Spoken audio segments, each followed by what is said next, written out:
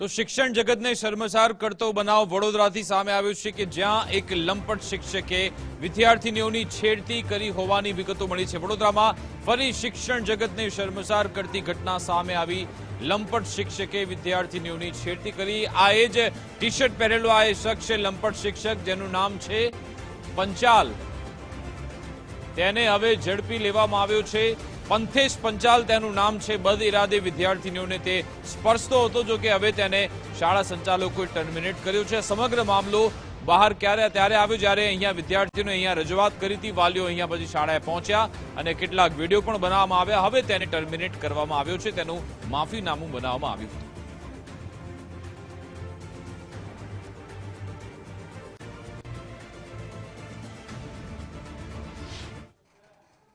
આ છોકરી એવું કહે છે કે એક વીક પહેલા મેડમ બેટા શું કરેલું તમારા જોડે તો?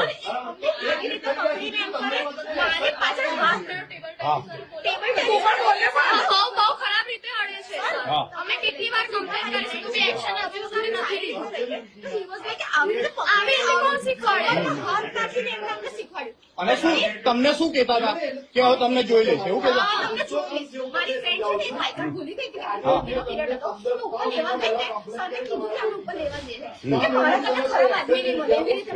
તમને જેકેટ કાઢવાનું કે છે ને બેટા?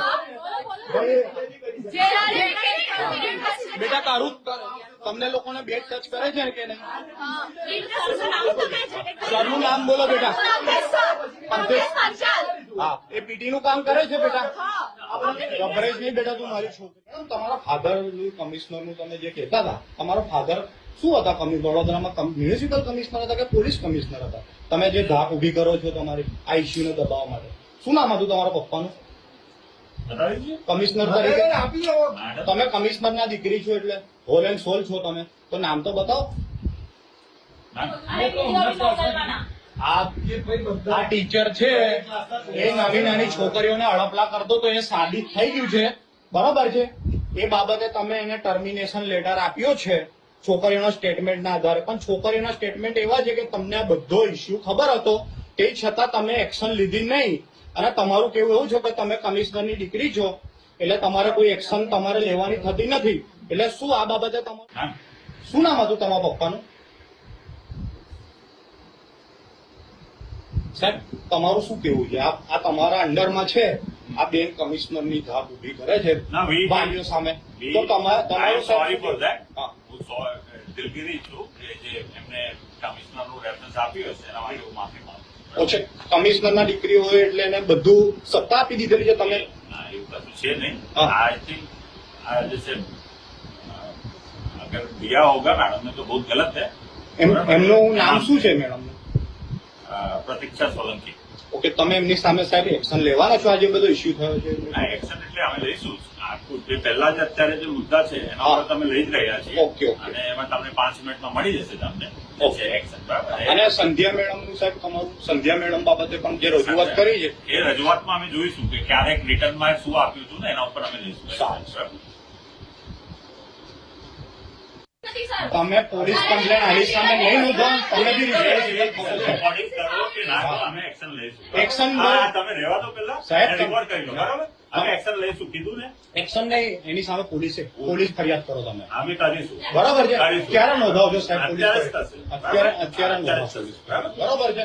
આ ભાઈ ગિલ્ટી સાબિત થઈ ગયા છે, બરોબર છે? 10 સ્ટુડન્ટ એનું કીધું છે। આ ભાઈની સામે અને ભાઈ અને આ બેનની સામે કમિશનરના દીકરી છે એટલે એમને કોઈ કાયદા લાગુ પડતા નથી એવું કેવું છે એમનું, એટલે એમની સામે પણ એક્શન લો, બરાબર છે? તો આજ અંગે જાણકારી મેળવીશું। અમારા સંવાદદાતા અલ્પેશ ફોનલાઈન પર જોડાઈ ગયા છે। અલ્પેશ, આખો મામલો સમજાવશો? વિદ્યાર્થીનીઓની છેડતી થઈ એ તો ખબર પડી ગઈ, પરંતુ શું આમાં શાળા સંચાલકોએ આ મામલો પણ દબાવવાનો પ્રયત્ન કર્યો હતો અને ફક્ત ટર્મિનેટ કરી સંતોષ માણી લીધો? આ લોકો ફરિયાદ કરવા પણ તે માટે પણ તૈયાર નથી? બિલકુલ જી, જય અંબે વિદ્યાલયમાં આખી આ ઘટના બની છે। જો કે શનિવારની આ ઘટના હોવાની જે માહિતી છે તે મળી રહી છે। બીજીના એક શિક્ષક દ્વારા આ જે વિદ્યાર્થીની છે તેને છેડતી કરવાનો આરોપ લગાવવામાં આવ્યો અને સાથે સાથે આ વિદ્યાર્થીએ સ્કૂલના સંચાલકો છે તેમને રજૂઆત પણ કરી હતી। મહત્વની વાત એ છે કે સ્કૂલના મેનેજમેન્ટે છેડતી કરનાર જે પીટીના શિક્ષક છે પંથેશ પંચાલ, તેઓને તાત્કાલિક ટર્મિનેટ પણ કરવામાં આવ્યા હતા। જોકે આ સમગ્ર મામલો છે તે વાલીઓએ સ્કૂલ પર પહોંચી હોબાળો કર્યો, ત્યારબાદ આ તમામ એક્શન છે તે લેવામાં આવ્યા હતા. મહત્વની વાત એ છે કે આ પ્રકારના શિક્ષકો છે એમની સામે તાત્કાલિક એક્શન લેવા જરૂરી છે. પીટીના શિક્ષક છે પણ તેમને પણ પોતાની ભૂલ સ્વીકારી અને છેડતી કર્યાનો માફીનામાની અંદર સ્વીકાર કરે છે. જોકે આ જય અંબે સ્કૂલ છે જે હરણી ખાતે આવેલી છે, અવારનવાર આ પ્રકારના વિવાદમાં આવતી હોય છે. સ્કૂલ સંચાલકોએ પણ ક્યાંક ને ક્યાંક આજે પીટી શિક્ષક છે તેમને માત્ર ટર્મિનેટ કરીને સંતોષ માન્યો છે. પોલીસ ફરિયાદ પણ કરવાની તસ્દી નથી લીધી. મહત્વની વાત એ છે કે આ પ્રકારના શિક્ષકને જ્યારે ટર્મિનેટ કરવામાં આવે છે ત્યારે આ શિક્ષકો છે તે અન્ય જગ્યાએ જોબ પર પણ જતા હોય છે, ત્યારે શું બીજી જગ્યાએ જો આ પ્રકારની ઘટના બને તો જવાબદાર કોણ? એટલે ચોક્કસથી આ શિક્ષકો છે લંપટ કે જેમની સામે કાર્યવાહી કરવી જરૂરી બને છે. પરંતુ ક્યાંક ને ક્યાંક જે સ્કૂલના સંચાલકો છે તે માત્ર ટર્મિનેટ કરી અને સંતોષ માને છે અને પોલીસ ફરિયાદ પણ નથી કરતા. જોકે ચોક્કસથી હાલ તો કોઈ પણ પ્રકારની ફરિયાદ નથી નોંધાઈ, પરંતુ આવા જે લંપટ શિક્ષકો છે તેમની સામે ફરિયાદ નોંધવી જરૂરી છે. જી બિલકુલ, આભાર અલ્પેશ તમામ જાણકારી આપવા બદલ.